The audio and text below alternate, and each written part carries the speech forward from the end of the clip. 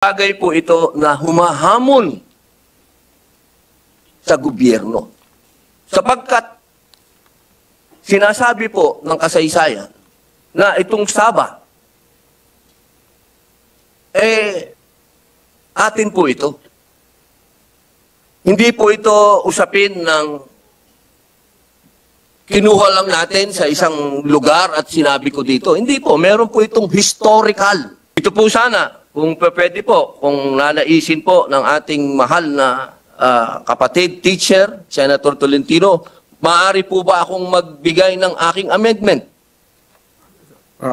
Mahal na Pangulo, tayo po ay pumapayag, sumasang-ayon sa pagbibigay ng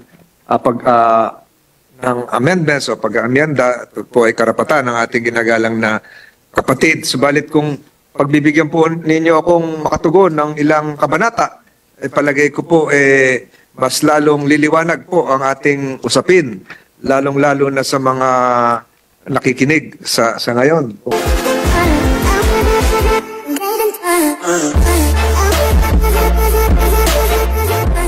Maraming salamat po, Ginoong Pangulo at sa ating pinunong mayorya. A'udhu billahi minasyaitanir rajim. Bismillahirrahmanirrahim. Alhamdulillahi rabbil alamin. Bismillahi wassalatu wassalamu Allah Rasulillahi. Assalamualaikum warahmatullahi wabarakatuh. Isang magandang hapon po, lalong-lalo na po sa aking hinahangaan. At masasabi ko pong isa sa aking advisor, Senator Tolentino. Isang magandang hapon po sa inyo.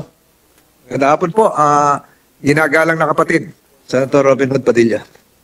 Ako po ay manggagaling doon po sa ating huling pag-uusap patungkol po sa aming hinihingi. Ito po ay napakahalaga sa mga matatawag po natin na tunay na kayamanan ng ating bansa sapagkat tayo po ay may kultura. At kapag pinag-usapan ang kultura, kasama po dyan ang teritoryo, pag-aari, at kasaysayan. Hindi po pwede na magkaroon ng isang kultura na walang kasaysayan at walang pag-aari. Ito pong usapin ng Sabah. Isang bagay po ito na humahamon sa gobyerno. Sapagkat sinasabi po ng kasaysayan na itong Sabah, atin po ito. Hindi po ito usapin ng kinuha lang natin sa isang lugar at sinabi ko dito. Hindi po, meron po itong historical background. At ito po ay may mga ebidensya galing pa sa kaharian ng Espanya at masasabing panahon ng Amerikano. At ito din po ay pinatunayan noong panahon na ang Pangulo ng Pilipinas ay si Diosdado Macapagal. Sapagkat nung nagkaroon po ng sinasabing Federation of Malaysia, nag-react ang Pilipinas sapagkat isinama ang Sabah, ang North Borneo. Kaya po nagkaroon tayo ng claim noong 1962. Ang hindi po natin maintindihan ay dumating ang 1968, panahon po ni Presidente Marcos Sr., tayo po ay gumawa ng batas. Ito po yung Republic Act 5446 na ang sinasabi sa Section 2, the definition of the baselines of the territorial sea of the Philippine Archipelago as provided in this act is without prejudice to the delineation of the baselines of the territorial sea around the territory of Sabah, situated in North Borneo, over which the Republic of the Philippines has acquired dominion and sovereignty.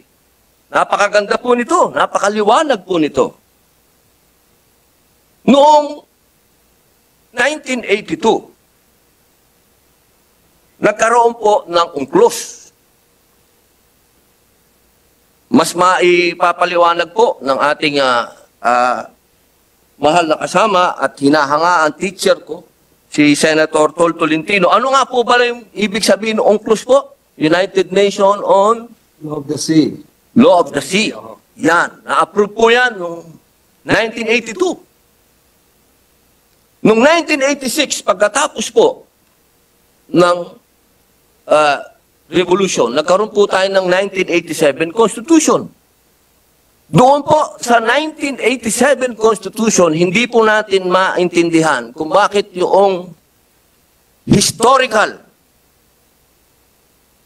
nawala doon sa Constitution natin.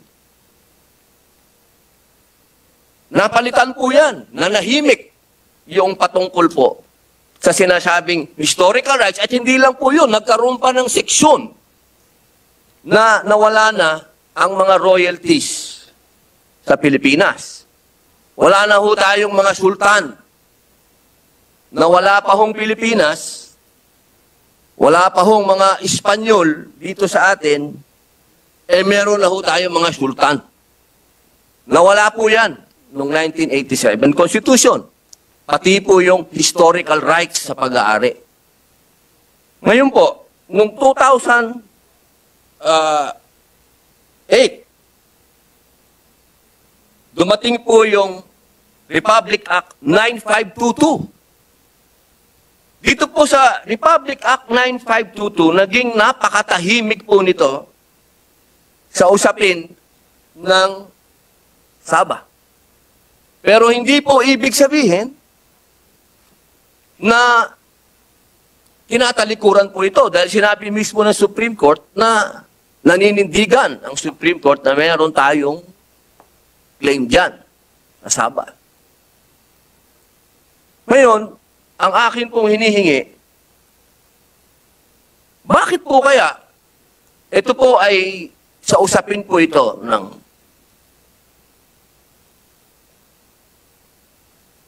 itong ginagawa natin na ito, itong baseline na ito, itong pag-aamenda natin, ito pong panukala po nyo na ito, hinihingi po namin na wag tumahimik itong panukala na ito patungkol po dito sa Sabah. Sapagkat mahirap pong tanggapin, ano? Ako lang po, personal ko ito. At alam ko, yan din ang nararamdaman ng ating mga kapatid na tinatawag nating stateless. Stateless ngayon. Dahil sa dami ng mga refugee daw, hindi ko alam bakit tinawag na refugee, kababayan natin yun, na magmula dyan sa Sabah, ay pwersahang inilikas at ibinalik sa Sulu. Ang hindi po natin maintindihan ay bakit hindi natin makuha yung mismong suporta ng gobyerno kung paano ang binibigay na suporta ng gobyerno diyan sa West Philippine Sea, parehas lang tayong merong claim. At itong ang kaibahan, historical ito, meron itong mga patotoo, meron itong mga papeles, meron itong mga dokumento, galing pa sa Espanyol, sa Amerikano, sabihin nyo na lahat kung anong gusto nyong ebidensya. 1982 lang yung UNCLOS. Hindi ko po sinasabi na wag natin kilalanin yung UNCLOS, kilalanin po natin yan, pero wag natin ding kalimutan yung mga ibang treaty na nagpapalakas sa ating claim. Hindi po natin maintindihan. Hindi ko po sinasabi, sapagkat kung meron pong isang tao dito na naniniwala ako na nagmamalasakit sa claim ng mga Muslim dyan sa Sabah ay si Senator Tolentino. Siya nga nagbigay sa akin ng lecture dyan. Ang dami niya dyan. Ebidensya. Ang hinihingi lang po natin ay magkaroon tayo ng pantay. Pantay na atensyon. Sapagkat sovereignty po ang Sabah. Ang claim natin sa Sabah ay sovereignty. Hindi ko po sinasabi na awayin natin ang Malaysia. Wala po akong ganung intensyon. Wala po akong kahit na sinong kaibigan nating bansa ang awayin. Ang sinasabi ko lamang po, dapat sa ating local laws, sa ating mga pansariling batas, dapat ay matibay ang ating paninindigan na sa atin ang Sabah. Kung paano natin pinaglalaban na atin ang 200 nautical miles na sovereignty rights natin, ganun din natin ipaglaban ang sovereignty. Ang gobyerno natin, sinabi, inclusive. Property ito, pag-aari ito ng mga Muslim na hindi nila inagaw, kanila to. Pag-aari nila to.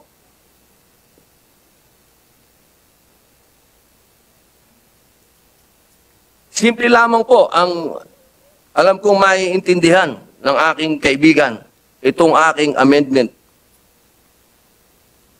Hindi po ito magiging kalabisan sapagkat tayo po reasonableng tao din, naiintindihan natin kung ano ang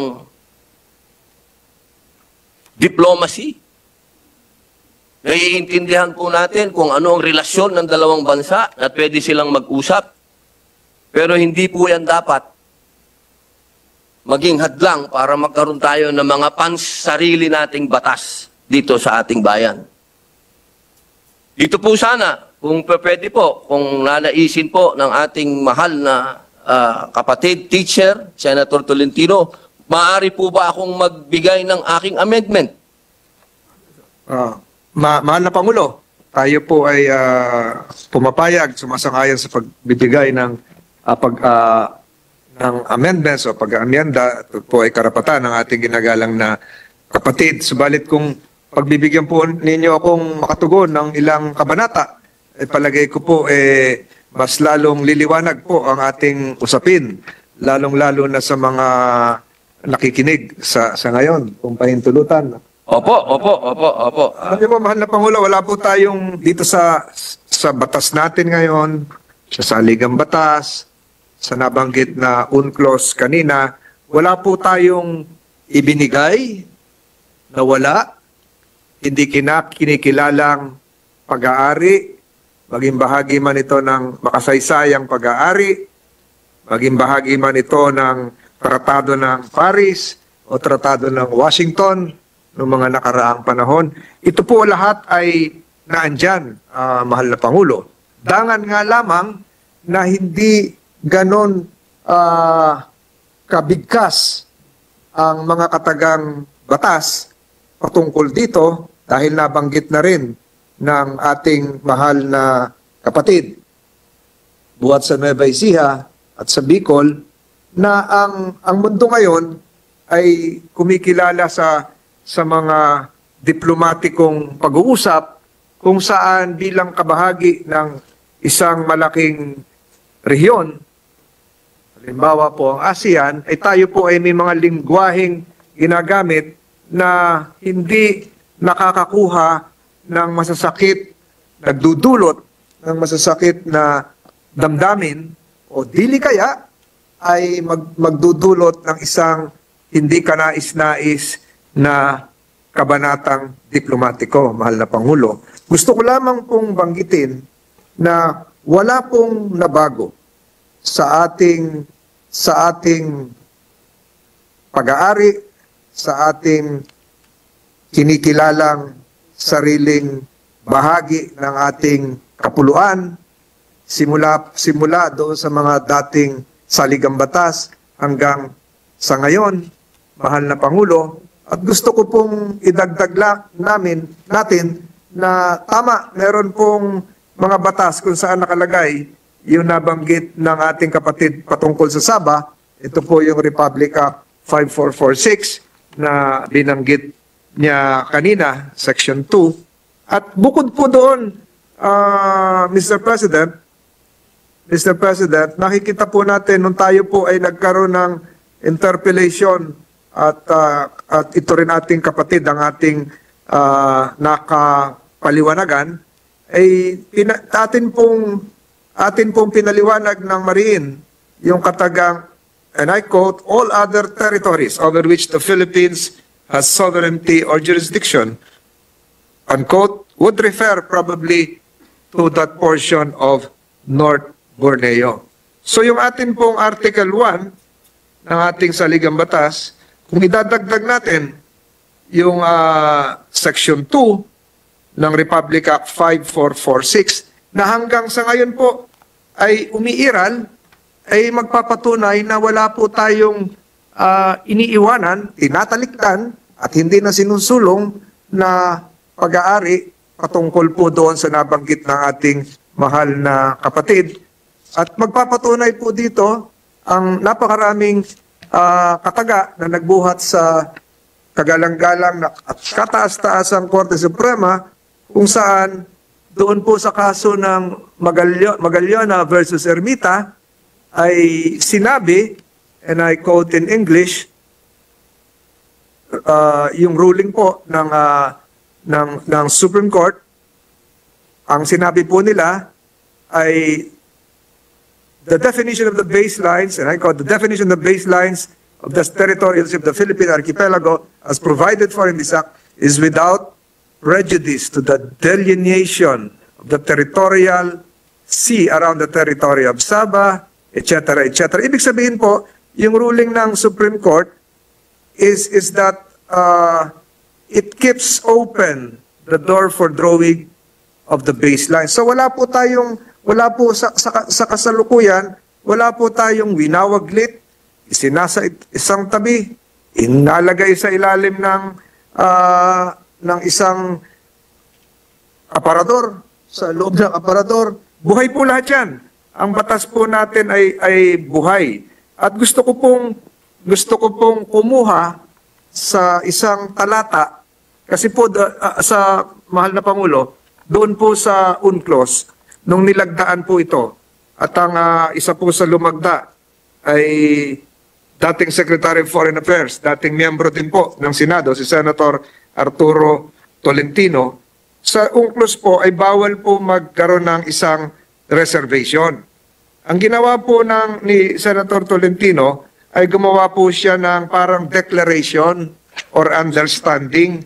At ang nakalagay po doon sa declaration, pang-apat na talata in English, number 4, such signing, I'm now referring to the signing of the accession to the UNCLOS, such signing shall not in any manner impair or prejudice the sovereignty of the Republic of the Philippines,